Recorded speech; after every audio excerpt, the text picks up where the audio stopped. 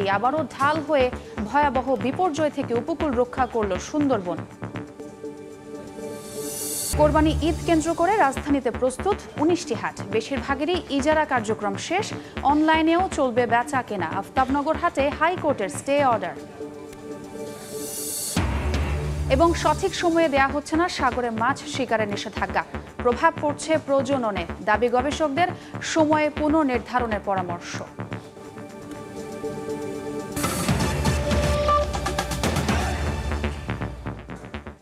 সময় সংবাদের সঙ্গে আছে আমি ছোঁয়া খন্দকার। ঘূর্ণিঝড় রেমালের ক্ষয়ক্ষতির খবর জানাতে সাতক্ষীরার শ্যামনগরে আছেন রিপোর্টার তানজিম আহমেদ ও নোয়াখালীর হাতিয়ায় আছেন সাইফুল্লাহ কামরুল। সরাসরি শুরুতেই যাচ্ছি তানজিমের কাছে। ঘূর্ণিঝড়ের প্রভাবে রাতভর বৃষ্টি এবং উঁচুমাত্রার যে জোয়ার বয়ে গেছে, সেই জোয়ারের ফলে কিন্তু সাতক্ষীরার শ্যামনগর উপজেলার বেশ কিছু ঘের আসলে প্লাবিত হয়েছে রাতভর, এবং সকালেও যারা ঘের চাষি এবং মালিকরা রয়েছে নেট জাল দিয়ে বাঁধ উঁচু করে চেষ্টা করেছিলেন ঘের বাঁচানোর, কিন্তু আসলে সেটি সম্ভব হয়নি। আমরা এখন যে সাতক্ষীরাতে রয়েছে, একপাশে দাতিনাখালী এবং পশ্চিম বড়কাটালি যে এলাকা, সেখানে দুই পাশেই আসলে যে ঘেরগুলো রয়েছে প্রতিটি ঘের মিশে গেছে দেখা যাচ্ছে, অর্থাৎ যে পানি, জোয়ারের পানি এবং বৃষ্টির যে পানি, এখন আসলে বৃষ্টি পড়ছে, বৃষ্টির ক্রমাগত তার বেগ বাড়ছে। এর ফলে কিন্তু আসলে যে প্লাবিত হয়েছে কিছু ঘের এখন পর্যন্ত যেগুলো প্লাবিত হয়নি, সেটিও আসলে যারা ঘের চাষি এবং স্থানীয় রয়েছেন তারা বলছেন এটিও সময়ের সাথে এভাবে বৃষ্টির বেগ বাড়তে থাকলে সেই ঘেরগুলো প্লাবিত হবে। সেক্ষেত্রে কিন্তু তীব্র ক্ষতির মুখে বছরের মাঝামাঝি সময়ে এসে পড়ছেন স্থানীয় যে সব মৎস্য চাষি রয়েছেন তারা। এবং আমরা কিছুক্ষণ আগে স্থানীয় জনপ্রতিনিধিদের সাথে কথা বলেছি, তারা আসলে বলছেন যে এই এলাকাটিতে কয়েক হাজার বিঘা মাছের ঘের রয়েছে, এখন পর্যন্ত অর্ধেকের বেশি ঘের আসলে ভেসে গেছে, এবং সময়ের সাথে সাথে সব যদি ভেসে যায় তাহলে এক ধরনের যে লোকসান প্রতি বছরই আসলে প্রাকৃতিক দুর্যোগে বিপর্যস্ত যে শ্যামনগর উপজেলা সাতক্ষীরার, সেখানে যে চাষিরা রয়েছেন উপকূলের, তারা নানাভাবে আসলে ক্ষতির মুখে পড়েন। এবার আসলে তার ব্যতিক্রম নয়, ঘূর্ণিঝড়ের প্রভাবে তারা সেই ক্ষতির মুখেই পড়েছেন। এবং এই ঘূর্ণিঝড়টির প্রভাবে যে সৃষ্ট বৃষ্টি, এটি আরও আবহাওয়া দপ্তর বলছে এই বৃষ্টি আসলে অব্যাহত থাকতে পারে আরও বেশ কিছু সময়। সেই সময়ের মধ্যে আসলে অন্য যে ঘেরগুলো রয়েছে সেগুলো প্লাবিত হবে। এবং সাধারণ যে চাষিরা রয়েছেন তারা আমাদেরকে বলছেন বিভিন্ন ধরনের সাদা মাছ, চিংড়ি মাছ তারা এখানে আসলে চাষ করেছেন। সেই চাষাবাদের যে মাছগুলো ছিল সবগুলো মিশে যাতে আসলে কোন ঘেরে কার মাছ চলে গেছে সেটা আসলে কেউ বুঝছে না। অর্থাৎ তারা, আমরা দেখানোর চেষ্টা করছি, এক জায়গায় দাঁড়িয়ে বিভিন্ন যারা মৎস্য চাষী রয়েছেন, ঘের মালিক রয়েছেন, তারা এসেছেন এবং তারা উভয় পাশে আসলে জাল দিয়ে মাছ ধরার চেষ্টা করছেন। এবং আসলে এটি আসলে সান্ত্বনার মতো বলতে হবে, অর্থাৎ পুরো ঘের ভেসে যাওয়ার পরে একটি জায়গায় দাঁড়িয়ে যে জালের খেওলা জাল দিয়ে যে মাছ ধরার চেষ্টা, সেই মাছ ধরার চেষ্টা খুব সামান্য কিছু মাছ হয়তো সেখানে বাঁচছে, সেটি আসলে মনের সান্ত্বনা ছাড়া আর কিছু নয় বলে বলছেন চাষিরা। এবং তারা আসলে ক্ষতিপূরণের দাবি জানিয়েছেন। যে সাতক্ষীরা শ্যামনগর উপজেলায় বিভিন্ন জায়গায় যে ঘের ভেসে যাওয়ার খবর, আমার কাছে এই ছিল সর্বশেষ। আমরা একটু যেতে চাই নোয়াখালী, সেখানে রয়েছেন সহকর্মী সাইফুল্লাহ।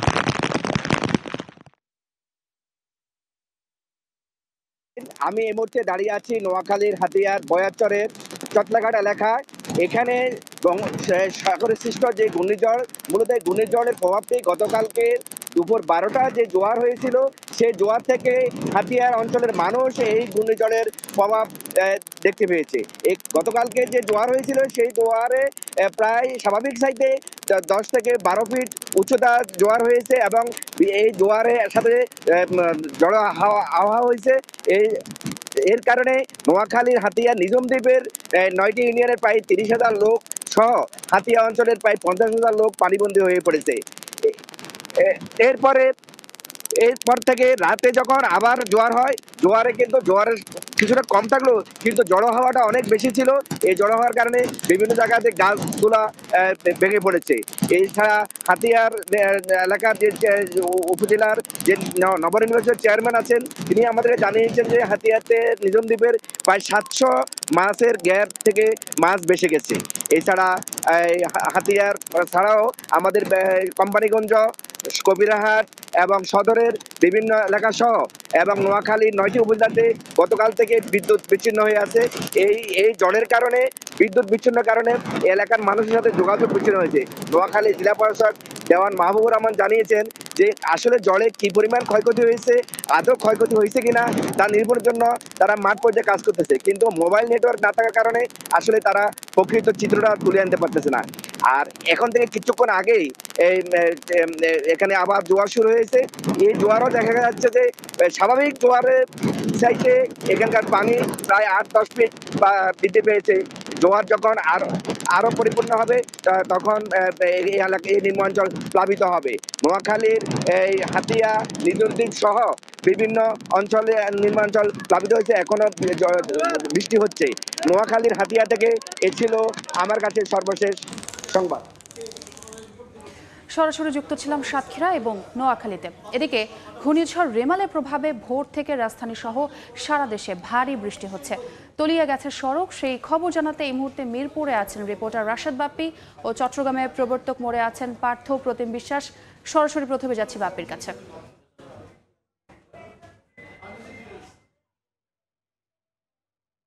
প্রভাব সারা দেশেই এরই মধ্যে কম বেশি পড়েছে। রাজধানীতে একদম ভোরের শুরু থেকেই বৃষ্টি শুরু হয়েছে এবং সেই বৃষ্টি কখনো ভারী বৃষ্টি, কখনো ঝোড়ো বাতাসের সঙ্গে বৃষ্টি হচ্ছে। এবং ঠিক বৃষ্টি হলে রাজধানীতে কিন্তু এক ধরনের বাস্তবতা আমরা দেখি, জলাবদ্ধতা, জলমগ্ন হয়ে পড়ে রাজধানীর বেশ কিছু এলাকা। আজকেও কিন্তু ব্যতিক্রম নয়। ঠিক এই মুহূর্তে আমরা রয়েছি রাজধানীর শেওড়াপাড়া এলাকায়। মিরপুরের শেওড়াপাড়া মোটামুটি জলমগ্ন হওয়ার পথে। যদিও একটু বলে রাখি যে ঘূর্ণিঝড় রেমালের প্রভাবে রাজধানীতে যে বৃষ্টি হচ্ছে, সেই বৃষ্টি কিন্তু কখনো কখনো ঝোড়ো বাতাসের সঙ্গে যখন ভারী বৃষ্টি হচ্ছে, আবার কখনো বৃষ্টি থেমে যাচ্ছে। এটি একটু ইতিবাচক দিক। যেহেতু একটানা বৃষ্টি হচ্ছে না, সেই জন্য জলাবদ্ধতা কিছুটা হলেও ধীরে ধীরে আবার কমে যাচ্ছে। পাশাপাশি আরেকটি বিষয় জানিয়ে রাখি যে ঘূর্ণিঝড় রেমালের প্রভাবে যে বৃষ্টি হবে সেটি কিন্তু সবার জানা ছিল, নগর কর্তৃপক্ষ বিষয়টি জানতেন এবং এই কারণে আমরা দেখতে পাচ্ছি যে সকাল থেকেই সিটি কর্পোরেশনের কর্মী যারা আছেন তারা কিন্তু তাদের তৎপরতা চালিয়ে যাচ্ছেন যাতে এই যে জলাবদ্ধতা তৈরি হয়েছে সেই জলাবদ্ধতা যাতে কাটিয়ে ওঠা যায়, অর্থাৎ দীর্ঘ সময় যাতে জলমগ্ন রাজধানীবাসীকে থাকতে না হয়। এরপরেও আমরা দেখেছি যারা ঘরের বাইরে বেরিয়েছেন, অর্থাৎ মিরপুরের কাজীপাড়া, শেওড়াপাড়া, পাশাপাশি রাজধানীর কলাবাগান এলাকায়ও কিন্তু প্লাবিত হয়েছে। এই এলাকাগুলোতে যারা কাজের বাইরে প্রয়োজনে বাইরে বের হয়েছেন তাদের কিন্তু অনেকটা নাকাল হতে হয়েছে এবং যেহেতু বৃষ্টির পানি ড্রেনেজ ব্যবস্থাপনার সঙ্গে মিশে একাকার হয়ে গিয়েছে, সাধারণ মানুষকে এই ময়লা, অপরিচ্ছন্ন ও অপরিষ্কার পানি পার হয়েই তাদের কিন্তু ঘরে বাইরে বা বিভিন্ন কাজে যেতে হচ্ছে। এটি কিন্তু তারা ভোগান্তি প্রকাশ করেছেন। পাশাপাশি আরেকটি বিষয় জানিয়ে রাখি যে এই বৃষ্টির কারণে মানুষজন কিন্তু ঠিক সময়ে আজকে অফিসে যেতে পারেনি। এর পেছনে আরও একটি বড় কারণ রয়েছে। আজ কিন্তু দীর্ঘ একটা সময় মেট্রো রেল চলাচল বন্ধ ছিল, অর্থাৎ মেট্রো রেল রাজধানীবাসী অনেকেই কিন্তু মেট্রো রেলের উপরে নির্ভর হয়ে পড়েছে। সকালে বৃষ্টি শুরু হওয়ার পরপরই একটা সময় ধরে মেট্রো রেল চলাচল বন্ধ ছিল, সেই সময়টাও কিন্তু অনেকেই মেট্রো রেলের সুবিধা পাননি এবং তারা বিকল্প যানবাহন ব্যবহার করতে গিয়ে ভোগান্তিতে পড়েছেন। শহরে বৃষ্টি হলে যানজট তৈরি হয়, একদিকে যানজটে নাকাল হওয়ার অবস্থা, পাশাপাশি হচ্ছে বিকল্প যে যানবাহন বাস, সিএনজি সেগুলো কিন্তু চড়া মূল্যে বিভিন্ন গন্তব্যে চড়া মূল্য ছাড়া যায় না, এরকম ভোগান্তির মধ্যেই পড়তে হয়েছে। আমরা একটু চট্টগ্রামের খবর শুনবো। সেখানে কিন্তু ঘূর্ণিঝড় রেমালের প্রভাব সব থেকে বেশি পড়েছে, জলমগ্ন হয়ে গেছে চট্টগ্রামের অধিকাংশ এলাকা। পার্থ, কি অবস্থা চট্টগ্রামের? পুরো বন্দর নগরী চট্টগ্রাম স্থবির হয়ে পড়েছে, পানির নিচে তলিয়ে গেছে এবং নগরীর গুরুত্বপূর্ণ প্রধান সড়ক থেকে শুরু করে অলিগলি থেকে শুরু করে নিচু এলাকাগুলো বেশিরভাগ জায়গায় কিন্তু জলাবদ্ধতার সৃষ্টি হয়েছে। আমরা আছি এখন নগরীর মুরাদপুর এলাকায় এবং আপনারা দেখছেন মুরাদপুরের যে এটি প্রধান সড়ক, এই প্রধান সড়ক জুড়ে কিন্তু সব জায়গায় শুধু পানি আর পানি। যতদূর চোখ যাই আমরা দেখছি জলাবদ্ধতার পানিতে কিন্তু তলিয়ে আছে এবং চারিদিকে জলাবদ্ধতা হওয়ার কারণে আসলে পানির মধ্যে গাড়ি নষ্ট হয়ে আমরা দেখছি গাড়িগুলো দাঁড়িয়ে আছে, কিংবা যেহেতু হাঁটু থেকে কোমর সমান পানি, এখানে কোনোভাবেই কিন্তু বড় গাড়িগুলো চলতে পারছে না এবং সেই কারণে কিন্তু পুরো নগরী জুড়ে এক প্রকার স্থবির হয়ে পড়েছে, যানজটের সৃষ্টি হয়েছে।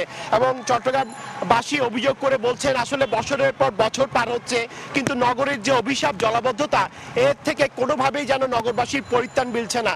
সামান্য বৃষ্টি থেকে শুরু করে কিংবা ভারী বর্ষণ, অল্প বৃষ্টি থেকে শুরু করে বেশি বর্ষণ, সব সময় যখনই বৃষ্টি হবে তখনই যেন চট্টগ্রাম পানির নিচে তলিয়ে যাবে, সেটা সেটি যেন এখন অনেকটাই নিয়তি হয়ে দাঁড়িয়েছে। মূলত চট্টগ্রাম সিটি কর্পোরেশন কিংবা চট্টগ্রাম উন্নয়ন কর্তৃপক্ষের দুই সংস্থার মধ্যে সমন্বয় না থাকার কারণে কিন্তু আসলে এই জলাবদ্ধতা হওয়ার পরও কিন্তু এর সুফল বা জলাবদ্ধতা নিরসন প্রকল্পের যে কাজ চলছে তার সুফল পাচ্ছে না নগরবাসী। ইতিমধ্যে কিন্তু 3টি সংস্থার মাধ্যমে কিন্তু 14,000 কোটি টাকার জলাবদ্ধতা নিরসন প্রকল্পের কাজ চলছে। এর মধ্যে 8,000 কোটি টাকার কাজ ইতিমধ্যে সম্পন্ন হয়েছে, কিন্তু এর কোনো সুফল যেন নগরবাসী কোনোভাবেই পাচ্ছে না। আজকে গতকাল মধ্যরাত থেকে যখন ভারী বর্ষণ শুরু হয়, আজকে ভোর থেকে সকাল থেকে এখন পর্যন্ত টানা যখন ভারী বর্ষণ হচ্ছে এবং ভোরে যারা কাজের উদ্দেশ্যে বের হয়েছে সাধারণ মানুষজনকে আমরা দেখেছি চরম ভোগান্তিতে চরম বেকায়দায় পড়েছে।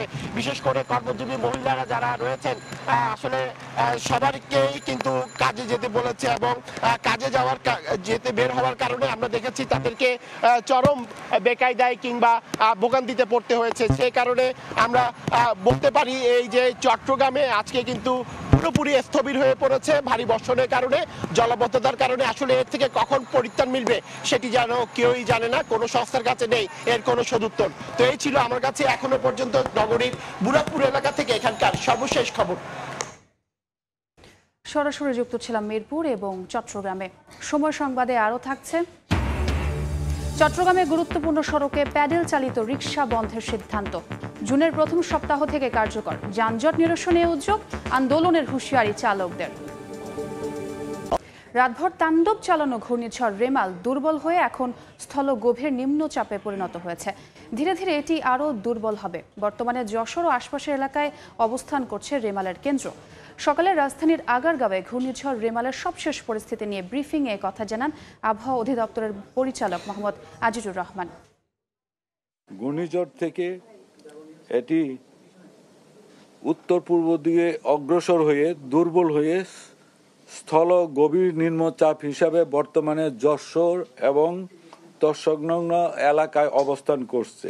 উত্তর বঙ্গোপসাগরে অবস্থানরত সকল মাছ ধরার নৌকা ও ট্রলার সমূহকে আগামীকাল 28 মে 2024 দুপুর পর্যন্ত নিরাপদ আশ্রয়ে থাকতে এবং পরবর্তীতে সাবধানে চলাচল করতে বলা হয়েছে। বৃষ্টির প্রভাব এটা আজকেই বেশি থাকবে, কালকে আরো একটু কমে আসবে। ঘূর্ণিঝড় রেমালের তাণ্ডবে বিভিন্ন স্থান ক্ষতিগ্রস্ত হলেও ভয়াবহ বিপর্যয় থেকে এবারও উপকূলের লোকালয় রক্ষা করল সুন্দরবন। বিশেষজ্ঞদের মতে হাজার হাজার গাছ দিয়ে প্রথম আঘাতটা নিজের গায়ে নেয় সুন্দরবন। অর্থনৈতিক ও সামাজিক দিক বিবেচনায় এই বনের প্রতি আরও যত্নবান হওয়ার পরামর্শ সংশ্লিষ্টদের। আব্দুল্লাহ আল মামুন রুবেলের রিপোর্ট। সুন্দরবনের গা ঘেঁষে বেড়ে উঠেছে দক্ষিণের 3 উপকূলীয় জেলা খুলনা, বাগেরহাট ও সাতক্ষীরা। 3 জেলার গা ঘেঁষে মাঝখানে অবস্থান সুন্দরবনের। যুগের পর যুগ দেশে ঘূর্ণিঝড় সহ অধিকাংশ প্রাকৃতিক দুর্যোগে প্রথম আঘাতটা হয় এই বনের উপর দিয়ে। তবে লাখ লাখ গাছ দিয়ে ঝড়ে সৃষ্ট শত কিলোমিটারের বেশি বাতাসের গতিবেগ কমিয়ে দেয় সুন্দরবন। রোববার রাত থেকে ভয়াবহ রূপ দেখাতে শুরু করে রেমাল। আঘাত হানার পর বিভিন্ন স্থানে বেড়িবাঁধ ভেঙে প্লাবিত হয়েছে গ্রাম। বিশেষজ্ঞদের মতে ভয়ানক রেমালকে অনেকটা সামলেছে এই বনই। রেমাল যখন আক্রমণ করার সাথে সাথে সে জোয়ারের পানি নিয়ে আসে এবং বাতাস নিয়ে আসে, কিন্তু বারবার এই 100 কিলোমিটারের সুন্দরবনের প্রশস্ততা, মানে আমি দক্ষিণ থেকে উত্তর পর্যন্ত বলছি, এই প্রশস্ততা ডিঙিয়ে সে তার বায়ু প্রবাহের যে গতিমাত্রা তাকে সে কমিয়ে দিয়ে পুরোপুরিভাবে জনপদকে সে রক্ষা করেছে। অর্থনৈতিক এবং সামাজিক বিবেচনায় সুন্দরবন জনপদ রক্ষা করে। যেমন যদি না থাকতো তাহলে এই ঘূর্ণিঝড় শুধুমাত্র এবারের ঘূর্ণিঝড় না, এর আগে থেকে আমরা যত ঘূর্ণিঝড় আমরা দেখেছি সমস্ত ঘূর্ণিঝড়ে কিন্তু এই সুন্দরবন বাংলাদেশের এই দক্ষিণ পশ্চিমাঞ্চল এবং দক্ষিণ অঞ্চলের মানুষের জনপদকে রক্ষা করেছে একেবারে মায়ের মতো করে। গত এক যুগে দেশের দক্ষিণাঞ্চলের উপর দিয়ে ছোট বড় অন্তত 10টি ঘূর্ণিঝড় আঘাত হানে। আব্দুল্লাহ আল মামুন রুবেল, সময় সংবাদ, খুলনা। সংসদ সদস্য আনোয়ারুল আজিম আনার হত্যার ঘটনায় দ্বিতীয় দিনের মতো ঘটনাস্থল কলকাতার নিউ টাউনের অ্যাপার্টমেন্ট পরিদর্শন করেছেন ডিবি প্রধান হারুনুর রশিদের নেতৃত্বাধীন প্রতিনিধি দল। স্থানীয় সময় সকাল 10:30টার দিকে সঞ্জীভা গার্ডেন্স পরিদর্শনে যান গোয়েন্দা প্রধান। কলকাতার অদূরে বাগজোলা খাল পরিদর্শনে যান তারা। এর আগে রোববার সফরের প্রথম দিন কলকাতার সিআইডি প্রধান কার্যালয়ে এমপি আনার হত্যার অন্যতম সন্দেহভাজন কসাই জিহাদকে 3 ঘন্টা জিজ্ঞাসাবাদ করেন ডিবি প্রধান হারুনুর রশিদ। এছাড়া নিউ টাউনের যে ফ্ল্যাটে খুন হয়েছিলেন আনার, সেখানেও যান তিনি।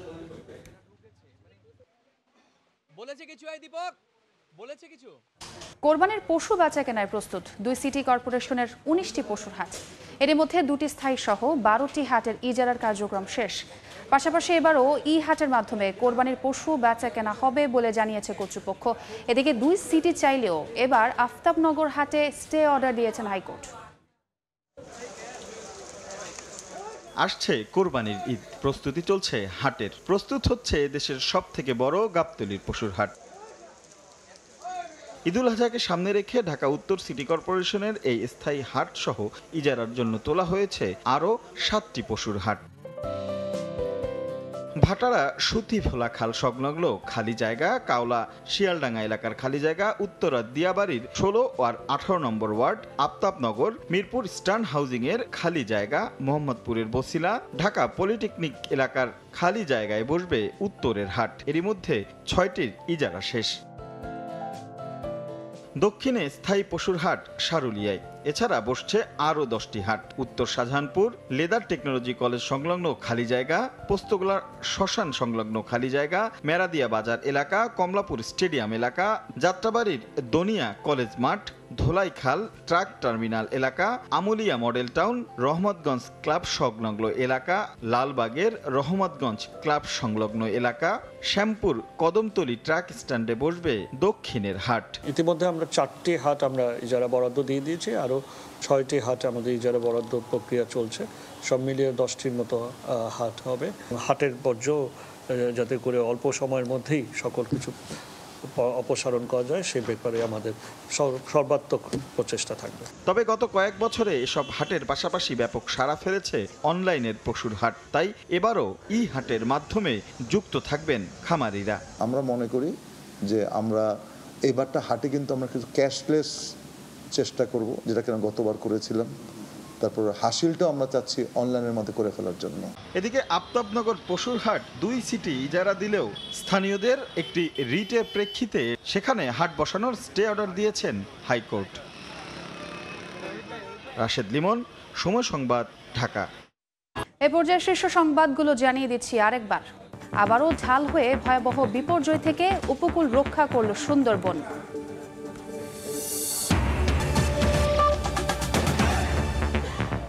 এই ছিল সময় সংবাদ। এরপর খেলার সময় নিয়ে সঙ্গে থাকবেন তাজিম খন্দকার। আপনাকে ধন্যবাদ।